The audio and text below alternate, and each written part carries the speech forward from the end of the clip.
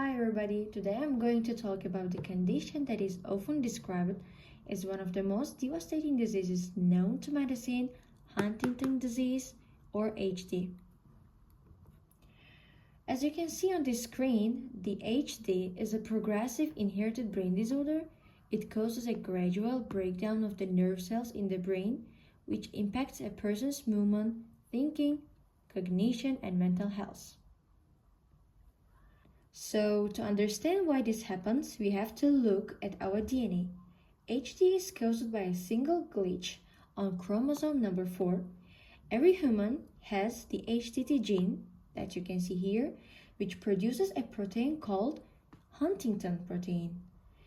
In a healthy gene, a specific DNA sequence, as you can see, the CAG triples, repeated between 10 and 35 times in normal person. However, in Huntington's patient, this sequence repeats more than 36 times. Think of it like a stutter in genetic code. Because of these extra repeats, the body creates an abnormal amount of the glutamines that you can see. By a mistake of the DNA polymerase, there is formed an extra triple, which can lead to the formation of the extra glutamines. These extra glutamine form abnormal long version of the Huntington proteins. This misfolded protein is toxic. It clumps together inside neuron and eventually killing them. So where does this damage happen? The primary target is the striatum, which you can see here. The striatum is made up of the caudate and putamen. These structures are part of the basal ganglia, which acts like a brain's command center for coordinating smooth movements. As the disease progresses, these areas physically shrink or atrophy, leaving large hollow spaces in the brain where healthy tissue used to be. So it means that because of the shrinking of the striatum, the lateral ventricles become enlarged. And so, in the later stages, the outer layer of the brain, also called the cortex, begin to thin, which explains the decline in thinking and personality changes. And why does the loss of the striatum cause such chaos? It comes down to delicate balance of the chemicals.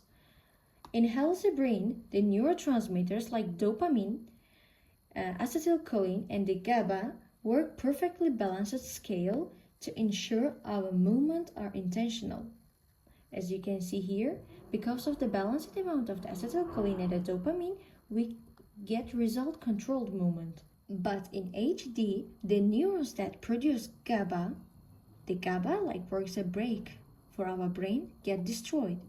And without those brakes, the dopamine signaling becomes very excessive. As you can see here, the amount of the acetylcholine decreases, the amount of the GABA also decreases, which lead to the excessive dopamine signaling, and this one lead to the excessive involuntary movement called the chorea. Let's move to the next one. Now it's turn to discuss about the symptoms.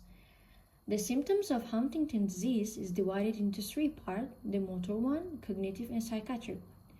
The motor symptoms include chorea, jerky, uncontrollable dance-like movements, and dystonia, say abnormal posturing, muscle rigidity, and gait impairment, unsteady walk, loss of balance, and also the dysphagia, difficulty of swallowing, and also speech difficulties we can distinguish in the Huntington disease.